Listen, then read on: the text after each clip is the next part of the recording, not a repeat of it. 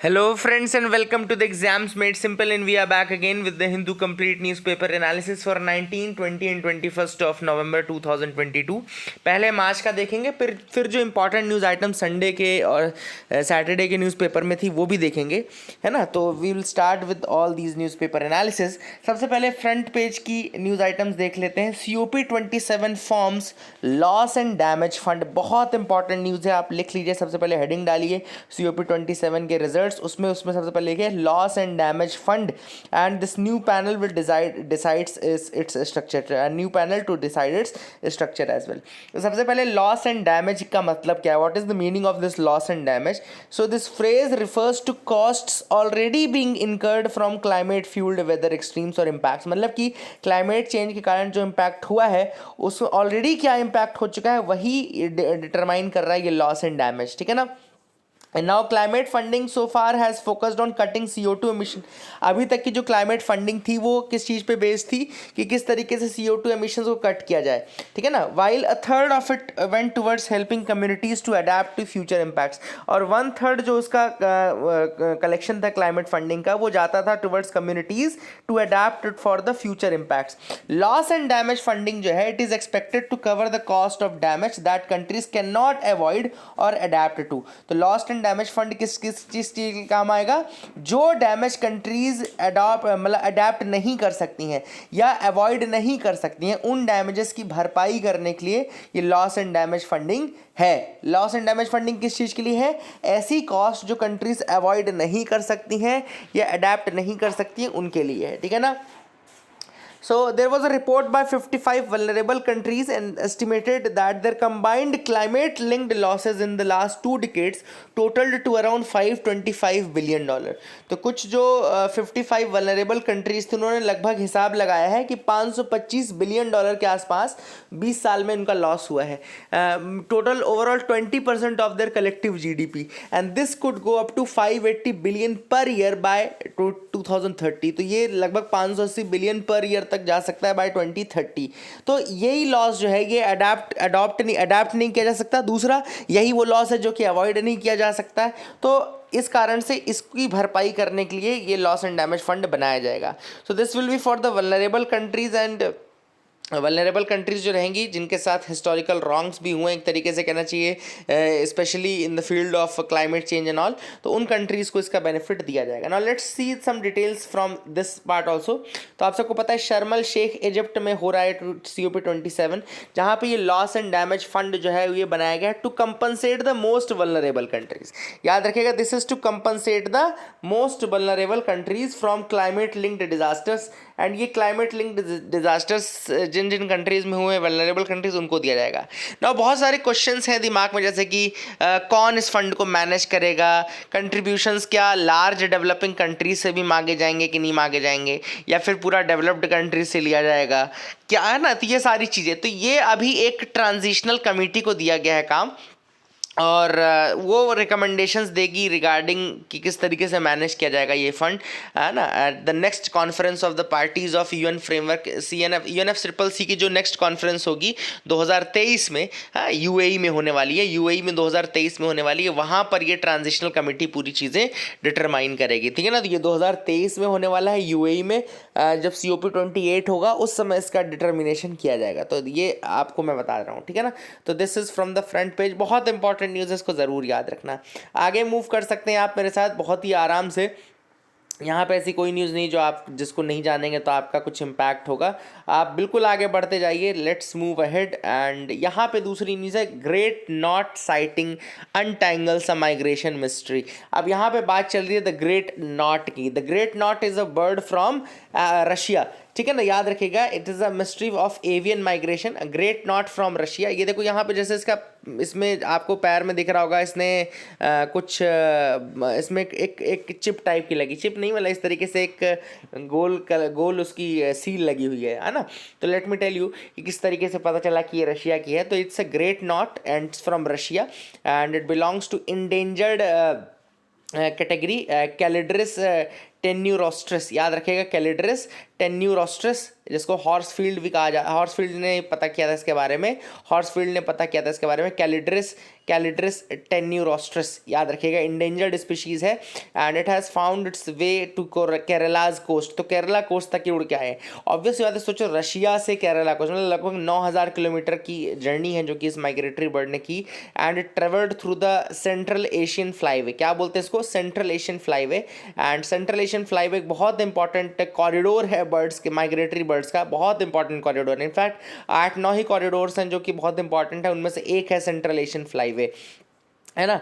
और इसकी जो दूसरी स्पीशीज़ है उसकी जामनगर गुजरात में भी इसकी व्यूइंग की गई थी। तो इसका जो कोई इसमें जो लिखा हुआ है ना, उसमें टैग लगा हुआ है TC मॉस्कोवा करके लिखा हुआ है कुछ, तो यहाँ पे मैं आई कैन शो यू क्या लिखा हुआ है। यहाँ पे देखो TC 32469 मॉस्कोवा, ठीक है ना। तो ये मॉस्कोवा जो है ये बताता है कि इट हैज़ रशियन कनेक्शन, तो ये रशिया से आई है बर्ड। एंड कुछ और स्पीशीज़ के नाम लिखे, तो मैं आपसे देखो रिक्वेस्ट क्या करूँगा, देखो यूपीएससी कैसे ये क्वेश्चन पूछ सकता है। यूपीएससी आपको क्वेश्चन ऐसे दे सकता है कि Caspian plover, grey plover and rare straggler, इस तरीके ये लिख देगा, बोलेगा ये किसकी स्पीशीज़ है, फिर नीचे लिख देगा बर्ड्स की स्पीशीज़ हैं, रेप्टाइल्स की स्पीशीज़ हैं, ऐसे ऐसे करके पूछ लेगा, है ना। तो यहाँ पे कंफ्यूज हो सकता है, इसलिए याद रखिएगा बर्ड्स की स्पीशीज़ हैं rare straggler, Caspian plover, grey plover और विम्ब्रल, देन इसके अलावा sanderling, then lesser sand plover and seagulls. These are all the species of birds, water birds हैं वैसे, लेकिन याद रखिएगा these are very important birds, है ना। तो I hope you got clarity regarding that as well. And ये है ग्रेट नॉट जिसकी साइटिंग हुई है, इट इज़ फ्रॉम रशिया। आगे मूव करते हैं, देखते हैं क्या इंपॉर्टेंट न्यूज़ आर्टिकल्स है जिनके बारे में हमको डिस्कस करना है। तो you can move ahead with me. यहाँ पे हम आते हैं एडिटोरियल पार्ट में, charting the economic journey ahead. अब यहाँ पे जो ऑथर ने बात की है सी रंगराजन जी हैं, बहुत ही फेमस, आप सबको पता है, फॉर्मर चेयरमैन भी रहे हैं इकोनॉमिक एडवाइजरी काउंसिल के। ना केवल फॉर्मर चेयरमैन यहाँ के रहे हैं बल्कि रिजर्व बैंक ऑफ इंडिया के भी फॉर्मर गवर्नर भी रहे हैं। तो these are the things which are important related to him.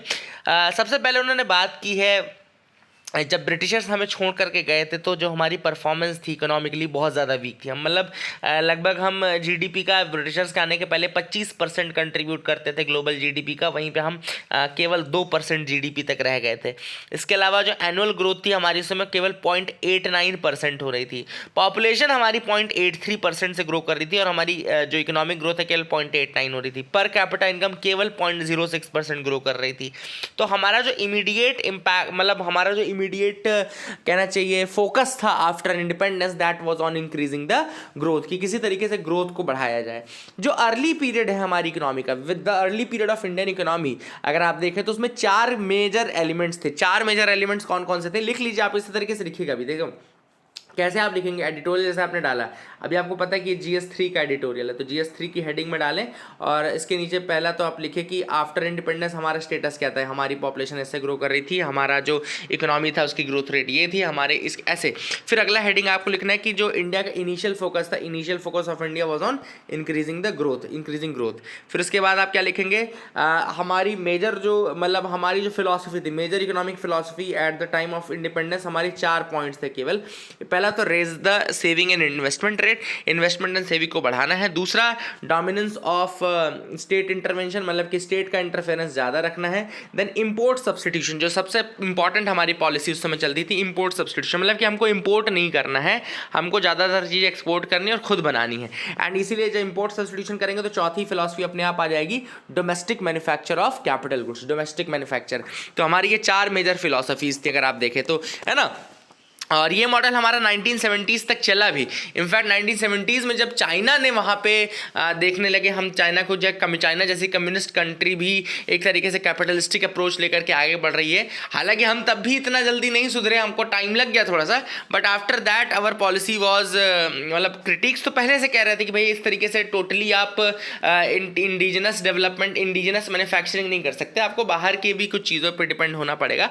But India was harping upon that that only. लेकिन जब चाइना में हमने देखा कि 1970s के बाद कितना ग्रेट लीप फॉरवर्ड जिसको बोलते हैं, ग्रेट लीप फॉरवर्ड चाइना ने लिया, उस समय फिर हमको थोड़ा चेंजेस समझ में आए। इसके बाद हम 1991 में, हालांकि हम कंपेल्ड थे उस समय चेंजेस करने के लिए because of the conditionality clause of IMF and all, तो हमको वो करना पड़ा। सबसे पहले हमको तो अपना जो कॉम्प्लेक्स लाइसेंसिंग रिजीम था, हमारा जो कॉम्प्लेक्स लाइसेंसिंग रिजीम था उसको हमको हटाना पड़ा। इसके अलावा हमको role of the state redefine करना पड़ा। मतलब पहले हम रोल ऑफ द स्टेट हमारा था फैसिलिटेट, मतलब पहले हमारा रोल था डायरेक्ट मतलब करने वाला, है ना। तो इसके बाद हमारा जो रोल हो गया वो चेंज हो गया, कंट्रोलर से हट करके हम क्या हो गए, फैसिलिटेटर में आ गए। We change our role from controller to facilitator. इसके अलावा हमने देखा कि जो हमारी इनवर्ड लुकिंग ट्रेड पॉलिसी थी उसको हमको चेंज करना पड़ा। आप सबको पता है globalisation and liberalisation, they are the most important aspects of that.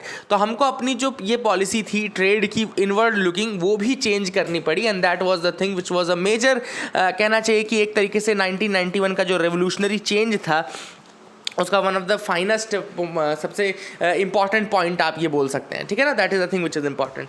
इसके अलावा ऑथर ने एक और चीज़ बोली कि इससे हमारी जो ग्रोथ रेट है वो बढ़ना शुरू तो हुई, but still it was not up to the mark. आप अगर आप देखें तो हमारी वो इंक्रीज ज़रूर होना शुरू हुई ग्रोथ रेट, लेकिन इसको हिंदू ग्रोथ रेट बोलते हैं। अगर आपको याद हो, अगर आपने पढ़ा हो तो उसको हिंदू ग्रोथ रेट बोलते हैं। बहुत ही कम ग्रोथ रेट इसको कहा जाता है।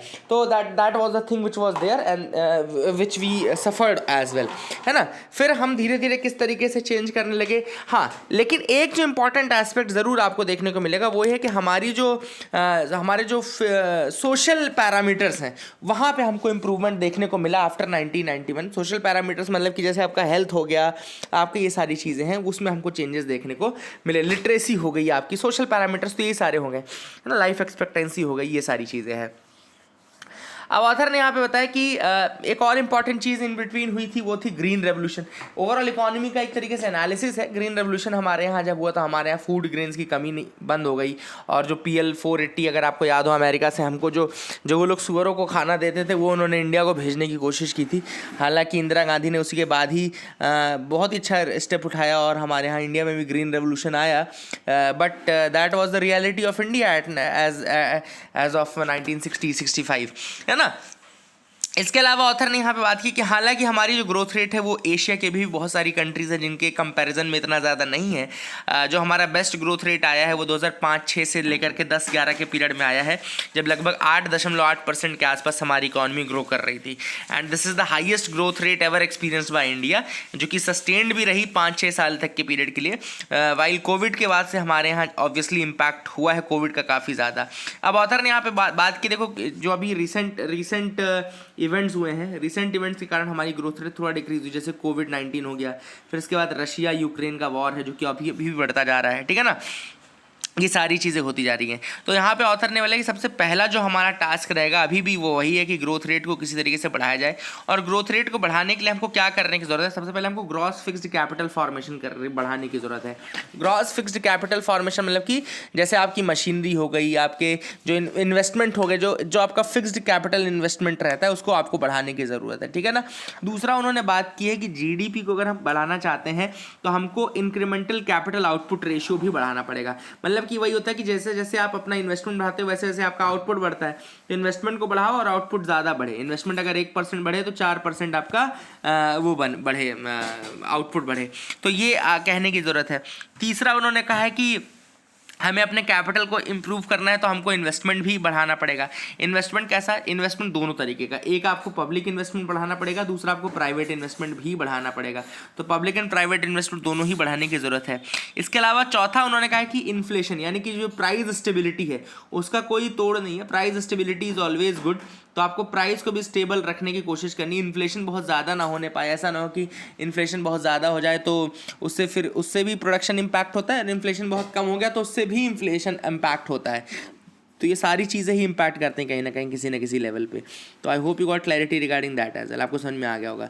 तो ये कुछ पॉइंट्स है जो ऑथर ने यहाँ पे दिए हैं। These are some of the points which the author has provided. इसके बाद आगे देख लेते हैं।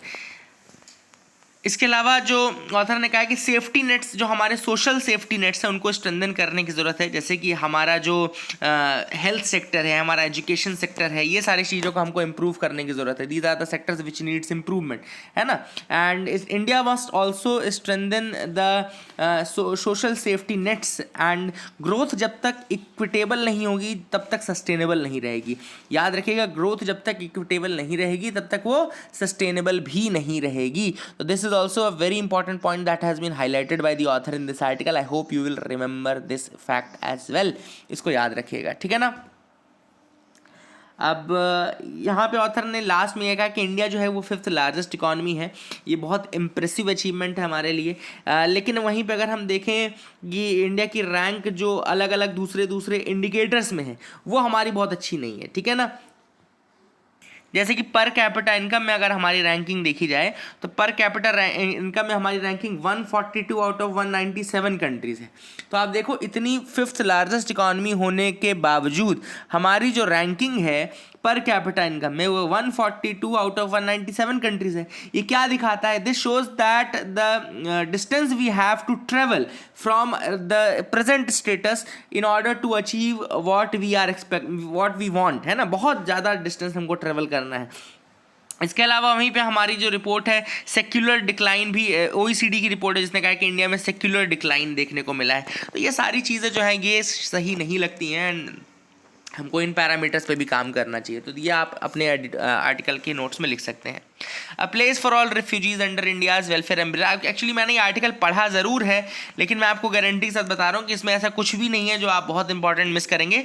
ऑस्कर मुंडिया ने आर्टिकल लिखा है, चीफ ऑफ मिशंस UNSCR है। इन्होंने सिर्फ इंडिया की तारीफ लिखी है कि बहुत अच्छा है इंडिया में विमेन सेफ्टी है, विमेन इक्वलिटी है। एक इंपॉर्टेंट चीज़ आपको ज़रूर बताना चाहता हूँ मैं, इसमें लिख लीजिएगा आप लोग कि अभी 16 दिन का एक कैंपेन होगा जिसका ग्लोबल थीम है इस बार जेंडर बेस्ड वायलेंस के अगेंस्ट है, यूनाइट। याद रखिएगा, activism to end violence against women and girls. Unite activism to end violence against women and girls नाम का एक 16 दिनों का एक्टिविज्म कैंपेन रहेगा। एंड ये जेंडर बेस्ड वायलेंस को कम करने के लिए बेसिकली किया जाएगा। एंड दूसरी चीज़ इसके साथ इंपॉर्टेंट है, 16 days of activism run annually from November 25। 25 नवंबर से शुरू होता है और 10 दिसंबर तक, क्योंकि 25 नवंबर है international day against violence against women, international day against violence against women's. And ये 10 दिसंबर आप सबको पता है इंटरनेशनल ह्यूमन राइट्स डे है। तो 25 नवंबर से 10 दिसंबर तक ये किया जाता है। तो I hope you will remember this as well, आप इसको याद रखेंगे, ठीक है ना। आगे मूव करते हैं, देखते हैं और क्या इंपॉर्टेंट न्यूज़ आर्टिकल्स है जिनके बारे में हमको डिस्कस करना है। You can move ahead with me. A first look at the new data protection bill. अब ये है डेटा प्रोटेक्शन बिल का पहला लुक जो कि अभी पब्लिक डोमेन में है। एक एक करके मैं आपको बताऊंगा। सबसे पहली बात, क्या ये वाकई में फर्स्ट ड्राफ्ट है? नहीं, ये 4th आइटरेशन है data protection law in India का। पहला ड्राफ्ट जो था वो पर्सनल डेटा प्रोटेक्शन बिल 2018 के रूप में आया था, जब उसको प्रपोज किया गया था जस्टिस श्री कृष्णा कमेटी द्वारा।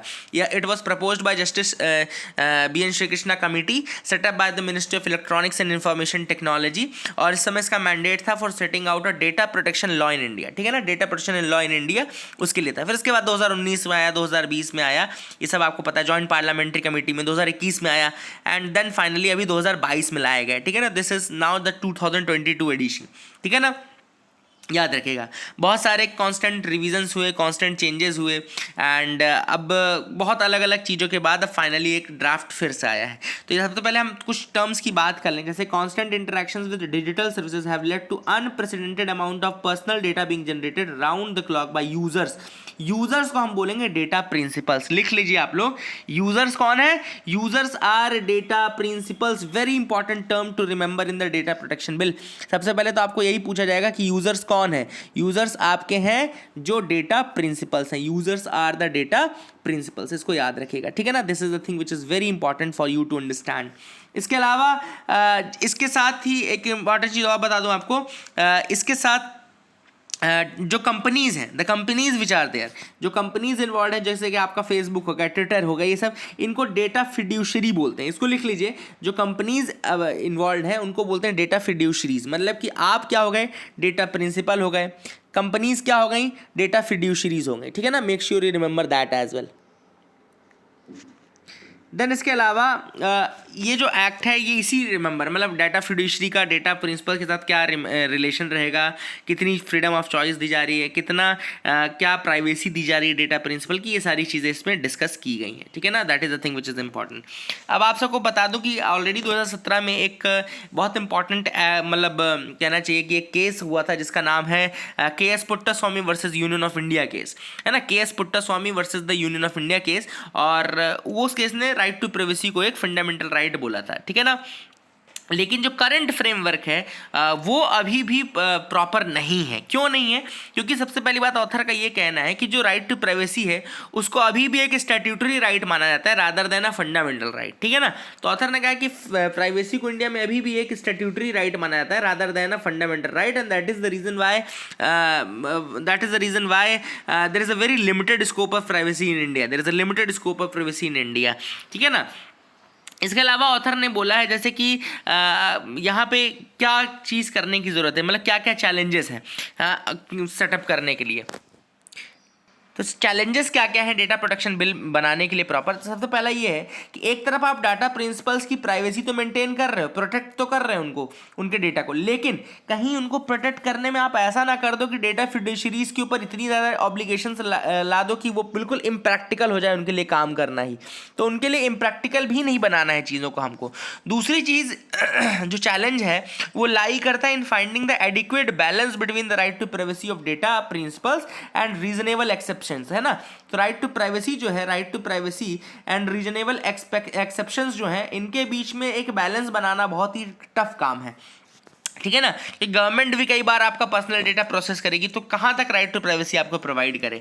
तीसरा है given the rate at which the technology evolves, जिस तरीके से टेक्नोलॉजी इवॉल्व करती है जितना जल्दी, तो एक optimum data protection law design करना जो कि फ्यूचर की नीड्स के लिए फ्यूचर प्रूफ रहे, ये बहुत ही ज़्यादा टफ रहता है क्योंकि टेक्नोलॉजी इतना जल्दी जल्दी चेंज करती जा रही है ना। तो ये भी एक अपने आप में इशू है। देन चौथा ये इशू है कि the law needs to be designed for a framework of rights and remedies that is readily exercisable by data principals given their unequal bargaining power। अब जो डेटा प्रिंसिपल्स हैं वो हर डेटा प्रिंसिपल बराबर नहीं है, हर यूजर बराबर नहीं है, आप भी जानते होंगे। कुछ डेटा प्रिंसिपल्स की ज़्यादा वैल्यू है, कुछ डेटा प्रिंसिपल्स की कम वैल्यू है। अब ऐसे में एक ऐसा फ्रेमवर्क बनाना जहाँ पे जो राइट्स एंड रेमेडीज़ हैं वो ईजिली रेडिली एक्सरसाइजेबल हो सके by data principals given their unequal bargaining power with respect to data fiduciaries, मतलब कि उनको हमको एक बार्गेनिंग पावर भी प्रोवाइड करना। ये सारी चीज़ें बड़ी बड़ी मतलब अपने आप में एक सोचने वाली हैं किस तरीके से प्रोवाइड की जाए, है ना। तो that is the thing which is important. अगर हम प्रेजेंट फॉर्मुलेशन बिल का देखें तो दिस जो डेटा प्रोटेक्शन बिल है 2022 का, it applies to all the processing of personal data that is carried out digitally. ये याद रखिएगा, बहुत इंपॉर्टेंट लाइन है। क्या क्या ये प्रोविजंस है, एक तरीके से आप लिख सकते हैं इसको, प्रोविजंस के रूप में लिख सकते हैं। सबसे पहला ये है कि it applies to all the processing of personal data that is carried out digitally, ठीक है। That is the thing which is important. I think video was I pause the video and I forgot कि कहाँ से मैं बोल रहा हूँ। तो let me repeat the things again कि इस बिल के प्रोविजंस क्या क्या है। Let me repeat them once again, है ना। बिल के प्रोविजंस एक बार मैं रिपीट करूँगा। सबसे पहला प्रोविज़न है कि जो भी प्रोसेसिंग है पर्सनल डेटा की that is carried out digitally जितना भी डेटा प्रोसेस किया जाएगा वो पूरा का पूरा आपका मतलब इसके अंदर कवर्ड है। मतलब all the data that is processed online मतलब कि डिजिटली, वो सारा का सारा आपका इसके अंदर कवर्ड है। दूसरा इंपॉर्टेंट चीज़ याद रखिएगा कि इसमें याद रखिएगा कि this has left some void areas as well. Void areas मतलब कि अब देखो इसमें क्या बोल दिया कि जो भी डेटा ऑनलाइन या फिर डिजिटली प्रोसेस किया जाएगा केवल वही कवर्ड है। मतलब कि मैनुअल डेटा आपका छोड़ दिया गया है। पिछले बार का जो डेटा प्रोटेक्शन था उसमें मैनुअल डेटा भी इंक्लूडेड था, केवल स्मॉल एंटिटीज़ का मैनुअल डेटा छोड़ा गया था। तो एक तरीके से कहना चाहिए कि जो डेटा प्रोटेक्शन है उसमें थोड़ा सा एक वॉइड गैप है, क्योंकि इसमें केवल वही डेटा कवर्ड है जो डिजिटली या ऑनलाइन तरीके से प्रोसेस किया जाएगा, ना कि वो जो कि मैनुअली किया जाएगा, ठीक है ना। दूसरा इसमें प्रॉब्लम ये है कि जो टेरिटोरियल, आप देखो territorial application of the law देखिए, तो bill covers processing of personal data which is collected by data fiduciaries within the territory of India and which is processed. मतलब कि केवल वही डेटा कवर्ड है जो कि data fiduciaries within the territory of India cover करेंगे और उसको within the territory of India process करेंगे। तो अगर डेटा इंडिया के टेरिटरी के अंदर प्रोसेस हो रहा है और मतलब कलेक्ट किया जा रहा है तब तो कवर्ड है, लेकिन अगर इंडिया के बाहर, इंडियन टेरिटरी के बाहर अगर आप उसको रखेंगे तो फिर that will not be covered. तो अगर आप देखें इस फ्रेज का मतलब, तो इसका फ्रेज का मतलब क्या है? It will exclude the data processing by Indian data fiduciaries, है ना। It will exclude the data processing by Indian data fiduciaries जो कि आउटसाइड इंडिया कलेक्ट हो रहा हो या आउटसाइड इंडिया प्रोसेस किया जा रहा हो। तो यहां से क्या होगा कि जो हमारे क्लाइंट्स बाहर के हैं और अगर कोई इंडियन कंपनी उसका डेटा कर रही है, यानी कि डेटा फिड्यूशरी अगर कोई इसका डेटा कवर कर रही है, तो ऐसे डेटा प्रिंसिपल्स जो इंडिया के बाहर रह रहे हैं उनको प्रोटेक्शन नहीं मिलेगी और ये हमारे इंडियन कंपनीज की कॉम्पिटिटिवनेस को कम करेगा, ठीक है ना।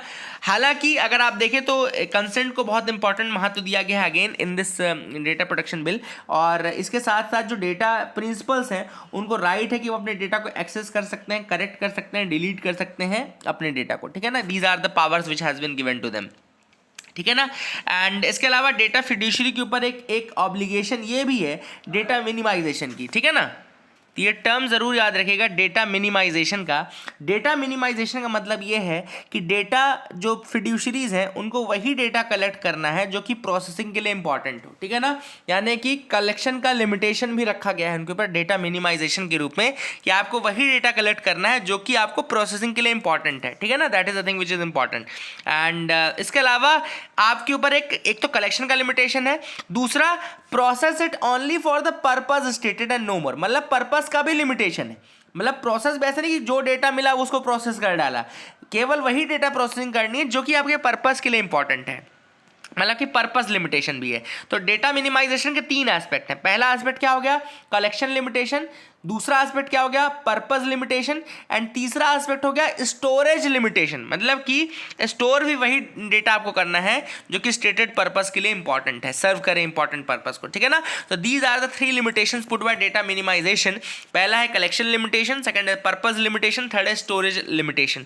इसके अलावा देखो यहाँ पे लिखा है जो डेटा है ड्राफ्ट बिल है वो राइट टू पोस्टमार्टम प्राइवेसी, मतलब मरने के बाद भी आपकी प्राइवेसी बनी रहे इसके लिए भी ये बिल बात करता है। मतलब कि डेटा प्रिंसिपल अपने इंडिविजुअल्स को नॉमिनेट कर सकते हैं अपनी डेथ और इनकैपेसिटी पे, मतलब data principles can nominate someone for someone individual after their death और इनकैपेसिटी। तो ये भी इंपॉर्टेंट है कि पोस्टमार्टम प्राइवेसी का भी इसमें प्रावधान है। इसके अलावा जो करंट ड्राफ्ट है it removes the explicit reference to certain data protection principles such as collection limitation. हालांकि अगर आप देखें जो ड्राफ्ट बिल है उसमें ये कलेक्शन लिमिटेशन जो टर्म है वो ये यूज नहीं किया गया है, एंड इस कारण से क्या होगा कि this allows a data fiduciary to collect any personal data consented to by the data principal. ये एक प्रॉब्लम है। हालांकि डेटा मिनिमाइजेशन का कंसेप्ट जरूर, लेकिन कलेक्शन लिमिटेशन टर्म स्पेसिफिक नहीं है, तो इस कारण से डेटा फिड्यूशरी क्या कर सकता है? It can collect any amount of personal data by the data principal, है ना। वो कितना भी डेटा कलेक्ट कर सकता है if once the data principal has given the consent एक बार बस दे दे, उसके बाद वो कुछ भी कलेक्ट करेगा, ठीक है ना। तो that is the thing which is important. And यहाँ पे आगे और देख लें दूसरी चीज़, हम एक ये चीज़ भूल रहे हैं कि डेटा प्रिंसिपल को बहुत ज़्यादा नॉलेज नहीं है, वो कई बार कंसेंट दे भी देता है। डेटा प्रिंसिपल को बहुत ज़्यादा नॉलेज तो है नहीं कि क्या डेटा उससे कलेक्ट करा जा रहा है, किस फॉर्म में कलेक्ट किया जा रहा है, तो वो कई बार अप्रूवल दे भी देता है। तो ये काफ़ी इंपॉर्टेंट है। दूसरा एक इंपॉर्टेंट चीज़ है इस बार के बिल में, एक मिसिंग चीज़ है, वो है जो कंसेप्ट था सेंसिटिव पर्सनल डेटा का, वो मिसिंग है। मतलब पिछली बार जो था वो पर्सनल डेटा को अलग अलग कैटेगराइज किया गया था कि ये सेंसिटिव पर्सनल डेटा है, ये नॉन सेंसिटिव पर्सनल डेटा है। तो ये जो सेंसिटिव पर्सनल डेटा है, नॉन सेंसिटिव पर्सनल डेटा का जो क्लासिफिकेशन है ये मिसिंग है। इस कारण से जैसे सेंसिटिव पर्सनल डेटा क्या हो गया? आपका बायोमेट्रिक हो गया, आपका हेल्थ डेटा हो गया, आपका जेनेटिक डेटा हो गया, ये सब आपके सेंसिटिव पर्सनल डेटाज में आता है। तो ये जो डिफरेंशिएशन ये हट गया है जब से, तो मतलब कि अलग से कंसेंट आपको नहीं चाहिए सेंसिटिव पर्सनल डेटा के लिए, एक ही कंसेंट में आपने सारा डेटा उसका कलेक्ट कर लिया। तो ये जो एडिशनल प्रोटेक्शन थी सेंसिटिव एक्स्ट्रा सेंसिटिव डेटा के लिए वो हट गई, वो प्रोटेक्शन हट गई, ठीक है ना। And additionally the bill also reduces the information that a data fiduciary is required to provide to the data principal. पहले जो था वो डेटा फिड्यूशरी को ज़्यादा इंफॉर्मेशन प्रोवाइड करनी पड़ती थी डेटा प्रिंसिपल को, है ना, लेकिन अब जो है वो जो इंफॉर्मेशन प्रोवाइड करनी पड़ती थी उसका भी मतलब वो डिक्रीज हो गया है, उसका भी नंबर कम हो गया है, ठीक है ना। That is the thing which is important. तो इस कारण से भी एक मतलब कि जो डेटा प्रिंसिपल को पहले इंफॉर्मेशन मिलती थी वो अब नहीं मिल पाएगी। जैसे डेटा प्रिंसिपल को ग्रीवेंस रिड्रेसल की इन्फॉर्मेशन, किस तरीके क्या क्या राइट्स हैं डेटा प्रिंसिपल के, उसका रिटेंशन पीरियड कितना होगा, क्या क्या इन्फॉर्मेशन होगी, ये सारी इन्फॉर्मेशन पहले मिलती थी। लेकिन अब ये इन्फॉर्मेशन लिमिटेड इन्फॉर्मेशन इसको अवेलेबल रहेगी, है ना, और बहुत ज़्यादा इन्फॉर्मेशन नहीं है अवेलेबल रहेगी। तो कुल मिला करके अगर हम देखें कि ये बिल में क्या क्या प्रोविजन है, मैंने आपको काफ़ी चीज़ें बता दी। एक और चीज़ बता दूं, अब नोटिस का जो काम रहेगा that will only be to take the consent of data principal. उसका काम केवल लिमिटेड कर दिया गया है to take the consent of data principal. लेकिन नोटिस का यूज़ तो डेटा प्रिंसिपल अपने राइट्स को एक्सरसाइज करने के लिए भी कर सकता है ना, कि कौन सा डेटा प्रोसेस किया गया है, क्या किया गया, ये इन्फॉर्मेशन लेने के लिए। या फिर अगर उसको रिक्वेस्ट करनी रहे कभी कि डेटा डिलीट कर दिया जाए जो कि रेलिवेंट नहीं है for the purpose of processing, उनको डिलीट कर दिया जाए। या नॉन कंसेंट बेस्ड डेटा अगर प्रोसेस हो गया है तो उसको डिलीट करना, उसके रिगार्डिंग तो नोटिस के बहुत यूज़ हो सकते थे। लेकिन limiting the notice to only consent based personal data, consent based personal data तक ही लिमिटेड रखा गया है नोटिस को, ठीक है ना। Notice is only limited to the consent based personal data, मतलब कि जो नॉन कंसेंट बेस्ड डेटा अगर कभी इन्होंने कलेक्ट कर लिया उसके रिगार्डिंग वो नोटिस का ये काम नहीं कर सकते। तो that also limits the scope of exercise of the rights, तो वो भी इनके जो राइट्स उनको लिमिटेड करते हैं, ठीक है ना। इसके अलावा bill also introduces the concept of deemed consent. एक इंपॉर्टेंट कंसेप्ट इंट्रोड्यूस किया गया डीम्ड कंसेंट का। In effect it bundles purposes of processing which were either exempt from consent based processing or were considered reasonable purposes। तो मतलब कि जितने भी ऐसे तरीके हैं, मतलब कि नेशनल इंटरेस्ट, पब्लिक इंटरेस्ट, जो ये सब चीज़ें हैं ना, वो सब अब डीम्ड कंसेंट में आएगा। तो जितने भी एग्जेम्पशंस रखे गए थे ना, वो सारे एग्जेम्पशंस अब किस में आएंगे, डीम्ड कंसेंट में आएंगे। मतलब गवर्नमेंट अगर मान लो आपका डेटा प्रोसेस करना चाहता है पब्लिक इंटरेस्ट के लिए, तो वो आपका डीम्ड कंसेंट माना जाएगा कि आप डीम्ड कंसेंट है आपका, है ना। तो अब देखो क्या दिक्कत है कि ये बहुत ही वेग टर्म्स है, पब्लिक इंटरेस्ट ये सब बोल दिया, वेग टर्म्स है ना। तो इस तरीके से जो एडिशनल सेफगार्ड मिलने चाहिए थे डेटा प्रिंसिपल्स को वो नहीं मिल पाएंगे। तो these are the things which are there in this bill. बहुत इंपॉर्टेंट बिल था, काफ़ी डिस्कशन हमने इसके बारे में किया, सारी चीज़ें मैंने आपको बता दी। आगे मूव करते हैं ना, लेट्स मूव अहेड, ठीक है, आगे बढ़ जाते हैं।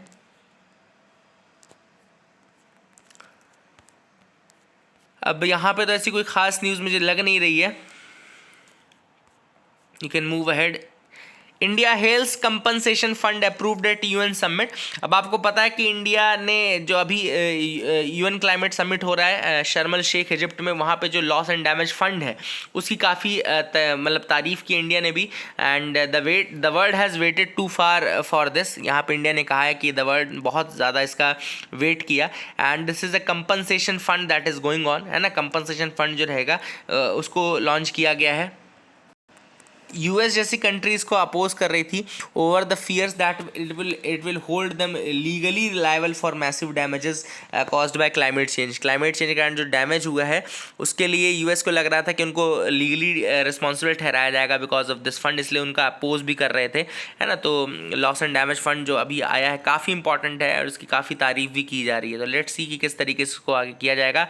और डेवलपिंग कंट्रीज़ को डेफिनेटली इसका बेनिफिट मिलना चाहिए, और मैं तो कहता हूँ सारी डेवलपिंग कंट्रीज़ को मिलना चाहिए। एंड ये पूरा का पूरा फंड केवल डेवलप्ड कंट्रीज़ के थ्रू भरना चाहिए। आगे देखते हैं, IFFI revives its glory with return to full physical format after कोविड-19। तो कोविड-19 के बाद इस बार का जो इंटरनेशनल फिल्म फेस्टिवल है of India, international film festival of India, वो फुल मतलब अपने फिजिकल फॉर्मेट में रिटर्न हो चुका है। याद रखिएगा international film festival of India कहाँ होता है, ये गोवा में सेलिब्रेट किया जाता है। It is the 53rd edition, 53rd international film festival of India है ये। And it is conducted jointly by national film development corporation and the entertainment society of Goa. याद रखिएगा national film development corporation and international society of Goa, उसकी तरफ से ये celebrate किया जाता है। तो I hope you will remember that as well, ये आप याद रखेंगे, ठीक है ना। And keeping with the spirit of आज़ादी का अमृत महोत्सव, वही स्पिरिट वही है आज़ादी का अमृत महोत्सव। इस बार का जो ओपनिंग थीम है सेरेमनी का वो है evolution of Indian cinema in the last 100 years, ठीक है ना, evolution of Indian cinema in the last 100 years. तो these are the things which are important, I hope you will remember that as well. तो ये तो था आज का न्यूज़पेपर। थोड़ा हम इंपॉर्टेंट न्यूज़ आइटम्स कल और परसों के न्यूज़पेपर की भी देख लेते हैं। तो कल का न्यूज़पेपर में बहुत अच्छी अच्छी न्यूज़ आइटम्स आए थे। आप सबको पता होगा सबसे पहली चीज़ कि अभी काशी और ये काशी तमिल संगम हो रहा है, जो कि वाराणसी में सेलिब्रेट किया जाए। काशी तमिल संगम कहाँ पे हो रहा है? वाराणसी में हो रहा है। And it will replenish the bond of between Kashi and Tamil Nadu. दोनों ही कल्चरल एंड सिविलाइजेशनल सेंटर्स हैं, इंडिया के कल्चरल एंड सिविलाइजेशन सेंटर्स हैं। एंड इसके लिए उन्होंने कहा वणक्कम काशी, वणक्कम तमिलनाडु, हर हर महादेव महादेव, ये सब चीज़ें बोली गई। India is a nation that has lived natural cultural unity for thousands of years and despite having one of the oldest living languages. Tamil अगर देखें तो one of the oldest living languages. In fact अगर आप देखें तो ओल्डेस्ट क्लासिकल, हमारी जो सबसे पहली क्लासिकल लैंग्वेज थी वो भी तमिल थी, ठीक है ना। तो क्लासिकल लैंग्वेजेस अगर हम देखें तो उसमें भी तमिल आती है, ठीक है ना। तो that is the thing which is important. सबसे पहली इनफैक्ट कहना चाहिए क्लासिकल लैंग्वेजेस अगर अपन देखें इंडिया की तो वो तमिल ही थी। एंड इसके अलावा तमिल के अलावा जो क्लासिकल लैंग्वेजेस इंडिया की वो हैं संस्कृत, मलयालम, तेलुगु, कन्नड़ा एंड उड़िया। कौन कौन सी लैंग्वेजेस क्लासिकल लैंग्वेज है इंडिया की? तो Tamil, Sanskrit, Malayalam, Telugu, Kannada and Odia, these are the classical languages of India, ठीक है ना। That is the thing which is important, ये आपको याद रखना है। इसके अलावा दूसरा एक इंपॉर्टेंट प्रोजेक्ट चल रहा है 980 crore Srinagar smart city project. याद रखिएगा इसका नाम रखा गया the Venice of the east project. याद रखेगा वेनिस ऑफ द ईस्ट रखा गया इसका नाम। 980 करोड़ का श्रीनगर स्मार्ट सिटी प्रोजेक्ट है, नाम है the Venice of the East. याद रखेगा इसमें water bodies, Mughal era gardens, British era boulevards, bungalows, they will achieve many first over the next 6 month, 6 महीने चलेगा। और better urban mobility, better water transport, better conservation of heritage sites, development of pedestrian friendly pathways and markets, ये सारी चीज़, traffic management system, ये सब किया जाएगा इसके अंदर, ठीक है ना। तो Venice of the east project याद रखेगा किसके लिए है? श्रीनगर के लिए है। वहाँ पे स्मार्ट सिटी प्रोजेक्ट है जो कि डेवलप किया जाएगा।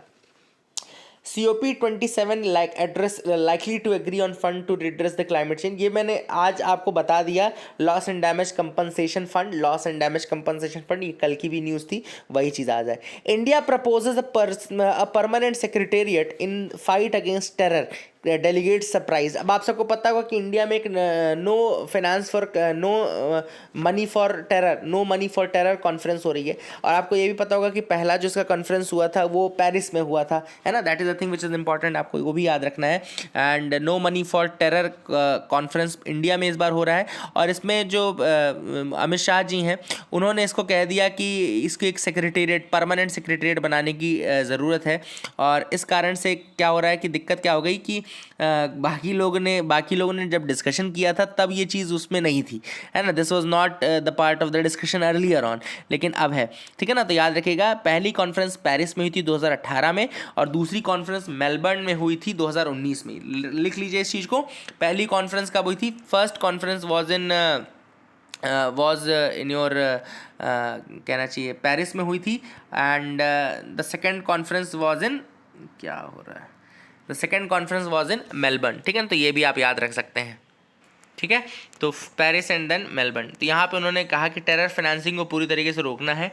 एंड ये आपको परमानेंट, एक इंपॉर्टेंट चीज़ ये भी कि टेररिज्म की एक प्रॉपर डेफिनेशन भी होनी चाहिए, कॉमन डेफिनेशन होनी चाहिए, one common definition of terrorism and terror financing as well. And इसके अलावा it's not become a political issue.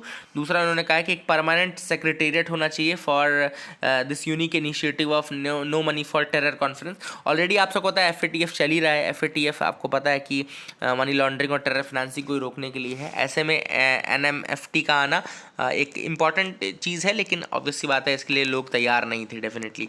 तो उन्होंने कहा भी इसी तरीके से कि अभी हमको और टाइम सोचने का चाहिए। Then get technical words in local languages via Google search. अब यहाँ पे 3 मिलियन से ज़्यादा साइंटिफिक एंड टेक्निकल जो टर्म्स हैं they will all be in modern Indian languages soon and they will be searchable via Google thanks to the initiative of commission for scientific and technical terminology under the ministry of education. तो ministry of education के अंतर्गत एक आती है body जिसका नाम है commission for scientific and technical terminology. Commission for scientific and technical terminology और मिनिस्ट्री ऑफ एजुकेशन के अंतर्गत आती है, उसके कारण ये चीज़ हो पाएगी possible. I hope you got clarity regarding that. आगे मूव करते हैं और क्या इंपॉर्टेंट न्यूज़ है, कल के ही हैं ये सारे, लेकिन देखो बहुत इंपॉर्टेंट है। Andaman seeks GI tag for Nicobari hodi. याद रखेगा जियोग्राफिकल इंडिकेशन रजिस्ट्री कहाँ पर है, चेन्नई गिंडी में है ये। एंड इसको अभी एप्लीकेशन मिला है ट्राइबल डेवलपमेंट काउंसिल का for Andaman and Nicobar island seeking the geographical indication tag for Nicobari hodi boat. Nicobari hodi boat आपको ये दिख रहा होगा ना, ये बोट दिख रही है, निकोबारी होड़ी बोट बोलते हैं इसको। And this is the first application from Union Territory seeking a tag for one of its products, Nikobari Hodi boat. Hodi is a Nikobari tribe's traditional craft and it is an outrigger canoe very commonly operated in the Nicobar group of islands. Nicobar group of islands में use होता है। Technical skills for building a Hodi are based on indigenous knowledge inherited by Nicobaris from their forefathers, and Hodi is built using either locally available trees or from nearby islands. याद रखिएगा। And very important है ये, बहुत important है वहाँ का। And search is to be made for the tree to make hodi craft. Once the choice is made then tree, उसका trunk select किया जाता है एंड उसकी जो ऐसी ट्रंक सेलेक्ट की जाती है which is free from branches, है ना। ये रिक्वायर्ड लेंथ भी नहीं चाहिए, सफिशिएंट होना चाहिए to provide the desired width, है ना। इसके अलावा बहुत इंपॉर्टेंट चीज़ है, एक टर्म और है tuhet. Tuhet is a group of families under a headman consider the hodi as an asset. याद रखेगा, तुहेत is a group of families. Tuhet is a group of families which is living there and ये consider करते हैं इसको as asset. Royal Bengal tiger count rises to 75 in Andhra Pradesh. So the population of Royal Bengal tiger in Andhra Pradesh has increased in the last few years and the latest count is 73 in the Nagarjun Sagar Sri Salem Tiger Reserve. Nagarjun Sagar Sri Salem Tiger Reserve याद रखेगा। and 2 in Papikonda National Park। तो ये दोनों ही आपका कहाँ पे होंगे, आंध्र प्रदेश में होंगे। एक तो Nagarjuna Sagar Shri slam tiger reserve हो गया और दूसरा पापीकोंडा नेशनल पार्क, दोनों ही आपके आंध्र प्रदेश में हो गए। ये इंक्रीज आपको देखने को मिला है in the population of that. Inquis keeps a watch on Barren Island volcano. अब आपको पता है कि Barren Island is the only active volcano of India, Andaman and Nicobar में है, and it is being closely watched to check for the signs of eruption, है ना। signs of eruptions check किए जा रहे हैं, है ना। that is the thing which is important and Barren is the only active volcano of India, ये भी आपको याद रखना है।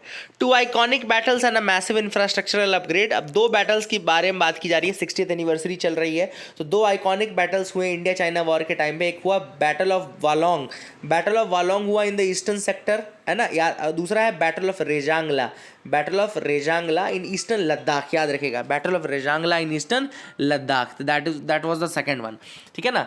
ये दोनों आपको याद रखने हैं। अब यहाँ पे अगर हम बात करें तो एक तो सेला टनल का नाम आया, तो सेला टनल आपको याद रखना है कि अरुणाचल प्रदेश में, सेला tunnel is in Arunachal Pradesh. और बैटल ऑफ बालोंग की बात करें, वालोंग की, तो battle of Walong the Indian army halted the advancing PLA soldiers for 27 days which force them to commit their reserve division from Tawang sector to Walong. तो ये काफ़ी इंपॉर्टेंट है, ये आपका नॉर्थ ईस्ट पार्ट में हुआ बैटल ऑफ वालोंग। और दूसरा हुआ battle of Rezang La. Troops from 13 Kumaon regiment defeated several waves of the PLA। जो पीपल्स लिबरेशन आर्मी है चाइना की, उसको हराया था हमारे 13 कुमाऊं रेजिमेंट की फील्ड ने, है ना। काफ़ी इंपॉर्टेंट है। मेजर शैतान सिंह का नाम आपको याद होगा, he was awarded posthumously the Param Vir Chakra, country's highest war time gallantry award. ये भी इंपॉर्टेंट, मेजर शैतान सिंह का नाम आपको याद होगा। I hope you will remember that as well. तो ये तो कुछ इंपॉर्टेंट न्यूज़ आइटम्स थे जो कल के थे। एक और इम्पॉर्टेंट चीज़ है, Pratham gets Indira Gandhi prize for its work in education. आपको पता होना चाहिए कि जो प्रथम है एक NGO है, it is NGO which is working in the field of education. आप सबको पता है इसको Indira Gandhi prize for peace disarmament and development दिया गया है 2021 का। याद रखिएगा, Indira Gandhi prize for disarmament peace and development 2021 Pratham को दिया गया है, ठीक है ना। प्रथम आप सबको पता होगा बहुत इंपॉर्टेंट है, हमारे यहाँ एक असर नाम की रिपोर्ट भी निकालता है, असर रिपोर्ट भी निकालता है, अगर आपको पता है, annual survey of education report in India, प्रथम ही निकालता है उसको। तो that is a thing which you can remember. So that is it for the day, friends. I hope you liked the video. Please like, share, and subscribe. Keep loving us, keep sharing us. Thank you and have a nice day.